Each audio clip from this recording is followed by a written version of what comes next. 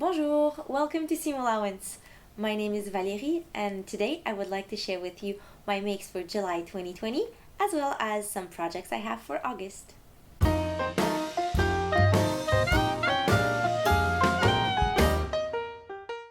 I was able to finish 5 things in July, which is pretty good for me. The first thing was started, I believe, back in May, but I only had buttonholes to make left and I procrastinated that because I thought I was cured of my fear of buttonholes, but apparently it's a chronic disease. So yeah, the first thing I made is what I'm wearing right now. It's a little top in the same, I have the same fabric that I made a skirt out of.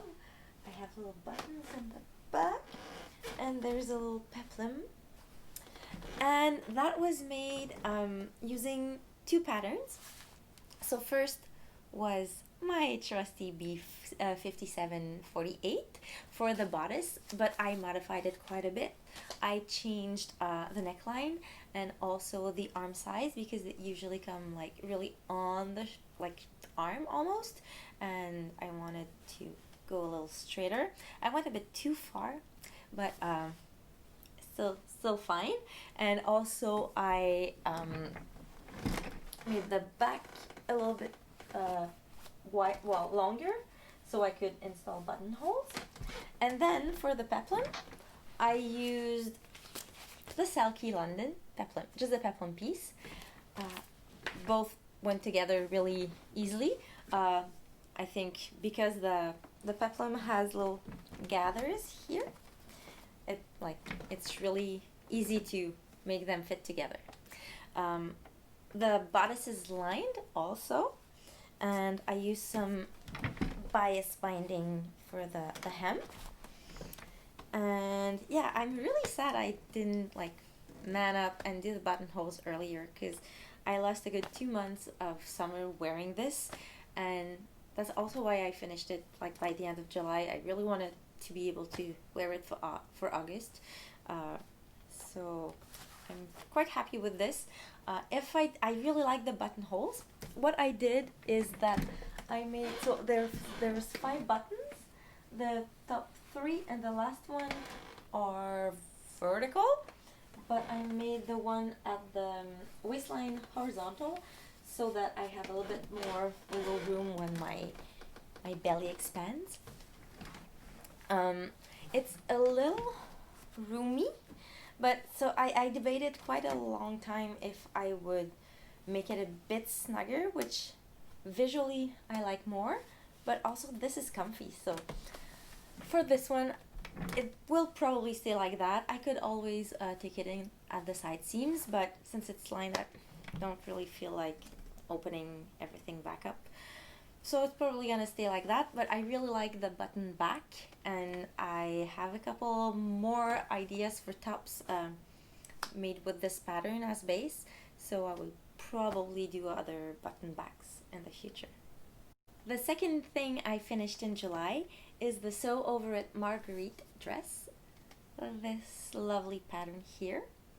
I bought it when I visited London last year at the Sew Over It store, and honestly, when I saw when the pattern came out, I thought it was pretty, but I wasn't head over heels into it.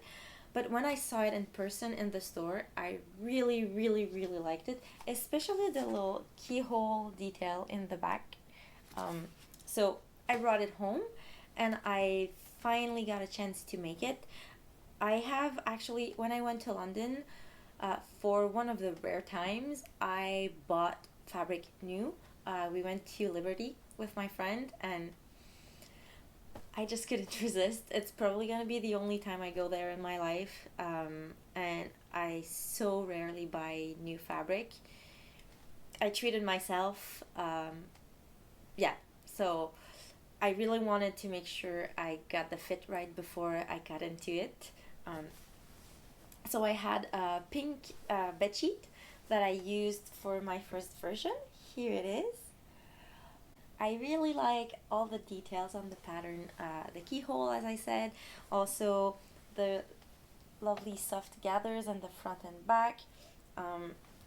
I changed the pocket shape a little bit. They're usually teardrop pockets, but I made them into something that is sewn into the waist seam, so that way it doesn't droop. It was also my first time inserting an invisible zipper, which went pretty well. You see my machine over here, it's vintage, so in those days they didn't have invisible zippers and no invisible zipper foot, so I used my regular zipper foot, and I'm actually quite impressed with how it turned out. It's not perfect, but I'm trying to keep in mind that it's my first one and I didn't have like the proper tools, so pretty satisfied with that. I had a little bit of trouble with the little cuffs here laying flat, but I think when it's worn it's not really like that big a deal. Since my bedsheet was quite sheer, I decided to line the dress. Normally it's with a facing, so I lined the whole bodice and I interlined the skirt so it wouldn't be see-through, which makes it like it's really nicely finished inside. I can show you maybe, but the only thing is that after I was finished I realized that the neckline is a bit big on me. I have quite narrow shoulders, so it always falls off one shoulder, and had it been faced it would have been easy to change afterwards, but now that the whole inside is lined, I feel like it's too much work to just redo it. But I was pretty lucky because I posted a picture of this dress on Instagram last week, I believe, and I mentioned that, and a friend of mine reached out and asked if I would sell it to her, but it was already on the back of my mind to find a friend who would be able to wear it better than I can. So, and she has a dress that she thrifted and is a bit too small for her, so we're gonna swap and everything ends well. For my Liberty fabric, I still need to make some adjustments, so I think I'm gonna make a toile in a fabric that I don't care too much for, of just the bodice. Oh yeah, so this is a size 12? Yes, I made my little tag, embroidered tag again, and I made a straight size 12. It's only my second sew over it garment. The first one was the pussy bow blouse, and I made that in a size 10, but according to my body measurements I was sort of in the 12 zone, mostly for the waist, but yeah, I should have probably graded down to a 10 for the bust, so I'm gonna try that for the toile and see how it fits, and I might also need to take it in a little bit like at the shoulders here. Not too sure how I'm gonna work around that, but and what's funny is that obviously my pink skirt is quite similar to this, and subconsciously when I bought the fabric at Liberty I think it's like it's this exact same fabric. So once both are made, I'm gonna, there's a hashtag on Instagram that's I think pose like a pattern model or something like that, and people recreate the pictures on the pattern envelope, so I'm gonna do that, I think. Next, at the beginning of July, a colleague of mine reached out, and she knows I sew and she's a zero waster as well, so she emailed me and asked if I would like to have one of her old dresses. It was poorly made and it was ripping at the seams. It was princess seams, and everywhere there was tension it was ripping, but she asked me if I wanted to have it so I could reuse the fabric, and so we're similar sizes, so she brought the dress to me and I tried it on. It fit, and I really like the style lines that it had. I was thinking I could probably save the skirt and try to cut a waistband into the rest of the bodice, but before I did that I unpicked the bodice very carefully, and I traced the pattern so that I could recreate it later. That was the first time I did that. It was pretty fun. But I was also able to salvage the skirt and turn the dress into just a bottom. So basically all I did was cut a new waistband, put on a new zipper, and it's probably not the right time of the year to wear it now, but I'll have it for, I don't know, maybe around Christmas. It's very pretty. It's there's like silver thread in it, so it's a little bit shiny.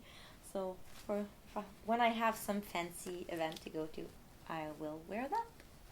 And continuing with the salvaged dress, I used a duvet cover that a friend of mine gave me to actually put together the pattern that I had traced. So here it is, me and my white background. So it's really pretty. I'll put a picture of me wearing it, so you'll probably going to be able to see it better. But it has princess seams at the front, and the back is just a dart. And there are actually many darts in this thing, and there are separate pieces at the shoulders, here and there. And in the back, it's the detail that I really liked about it. I still have to sew a button on, but there's a little triangle thing. It reminds me of the Belladone dress. It's by Deer and Doe. It's on my wish list. So before I can actually sew the Belladone, I have this. And because it was a duvet cover for a double or even maybe a queen bed, I had a lot of fabric, so I decided to treat myself with a full circle skirt. I made it longer than usual, and excuse me, and it's not hemmed yet. I made it really long, and I'm not sure how I feel about it. Usually I make my skirts so that they're a bit below the knee, but this time it's like quite a bit longer. I might try and hem it like that and see if I like it, but I feel like I might feel like swallowed by the fabric, so I'm not too sure. Here again, I lined the dress in a white bed sheet that I had, and I tried installing an invisible zipper again because that's what was on the original dress.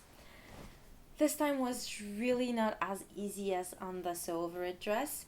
I had to unpick like 3 times, I think, one like each side twice and then one side another time because the top would not line up. In the end, I cheated it a little bit. I just like changed the line of a top seam so that it would match because I couldn't figure it out. This time for the invisible zipper, I actually lined it with at the same time, which probably made it a bit harder. But I'm like it's a little hard to pull up and down, so I'll see if I get tired of it and change it for a regular zipper. In the meantime, I wanna try and have it be like that. As I said, I haven't sewn the button yet, but it's just a little pearly button like this, and I sewed a elastic loop, so it should be pretty easy to fasten. I usually make inseam pockets, but since the skirt had like slanted, I copied that and made slanted pockets. I tried to pattern match. It didn't turn out perfect, like it's like but it's good enough, I think.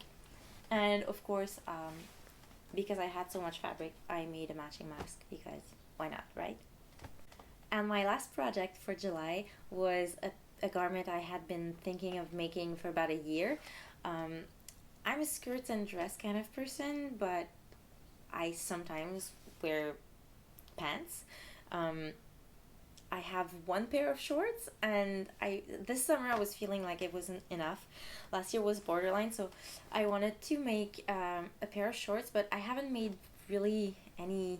Well, I made a pair of capri pants way back when with my mom's help, and I made bloomers recently. And so these shorts were made from a pattern in Gertie's book. Gertie sews casual vintage, vintage casual, and so there's a pair of cigarette pants, and then in this book it's basically one basic pattern and then all sorts of variations. So basically what I did is this pair of shorts. So you take the cigarette pants and you just flare them out a little bit. What I changed is, well, so my end goal with this pattern is to make the sailor shorts here. But since I'm not very experienced with pants, I decided that I wanted to make a toile of it. And I had some leftover denim that came from the capris I made way back when. There wasn't a lot of it, so I had to piece everything together. So instead of having basically 4 pieces, I had to make a yoke, a front and back yoke, but then I wasn't able to weirdly cut the yoke pieces like with a center seam. So I ended up having one front yoke, one back yoke, and 2 bottom like legs area. And I also changed the zipper from a back zipper to a side zipper. Not too sure why I did that, but it's fine. It turned out well. So here are the shorts. They're a little wrinkled because I've literally been wearing them every other day since I made them. I really like them. They have like, the style is right, the flare, the high waist. I did not make a waistband in these because I just didn't have enough fabric. There is a facing though, and so it's a regular zipper, metal, with a little hook at the top, because I was on a trampoline once with them, and the zip kind of comes undone when you jump. So yeah, the hook is essential. But for the next pair, I have a blue twill type of thing. It's stretchy though, and I want to really recreate the sailor shorts that are in the book. And this time I will make the proper slanted pockets like she's doing. And it's really interesting how she's facing them. There's like an all-in-one facing for the pockets, and I'll make a waistband, and I have some buttons that will be really, really appropriate for the sailor look. So I might want to change up the size a little bit. I'm not sure if it's that I stretched the fabric sewing it, or if it was just that time of the month and I was a bit bigger. Anyways, I had to take it in. It was a little bit of a pain because the only place where I could take it in was at the sides, but there's this zip. I put on my bigger pants and did it anyways. I unpicked and I redid everything, but it's still a little bit big, so I think I might want to redraft the pattern. Well, retrace a smaller size, and hopefully soon I'll be able to wear my sailor shorts before the end of the summer. Yeah, so that's everything I made in July, but I wanted to share something with you it's sort of part of my August goals. So I went to the thrift store the other day, and I was looking, I need to buy jeans. I'm not ready to like make myself a pair of like legit jeans. So got jeans there, and I always go look in the crafts section. I found this really, really cool pattern.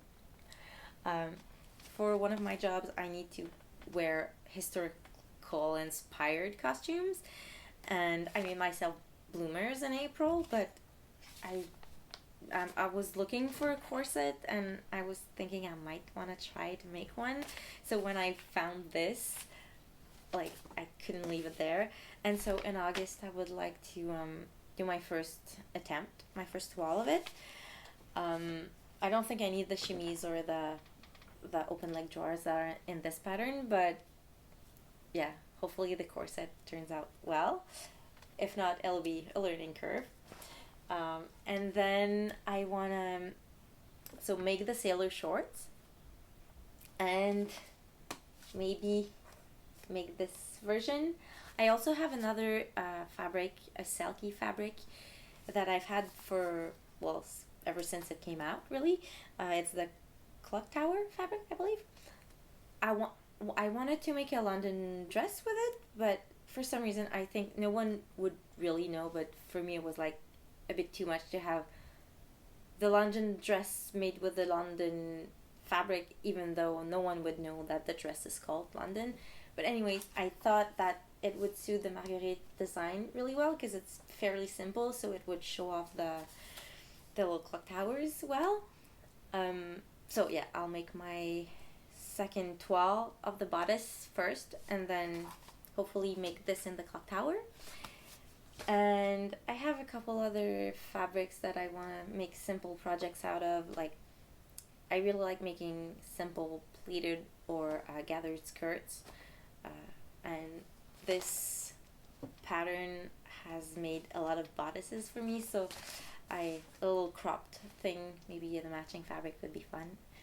And I believe that's all the plans and goals I have for August, if I'm not mistaken. But things might come up. I might not be able to do all of that. But hey, that's life. Also, my boyfriend moved in with me in July, so we're still in the process of like making me a sewing space. So we're probably going to make a cutting table, so maybe less time to actually sew, but we're redesigning the room, so that should be fun. So yeah, that's what I made in July and what I'm planning to do this month. Hopefully I'll be back a bit more often. I didn't post a video in July because with the move and everything, there was a bit too much to do. But yeah, I'm hoping to be able to post more than just my makes and my plans. So yeah, I hope you enjoyed this video. If you liked it, please give me a little thumbs up. That would be very much appreciated. And if you have any questions or comments, please leave them in the comment section below. That would be a great pleasure to have some interactions with hopefully the one or two people who watch my videos. So thank you very much for watching, and I hope to see you very soon.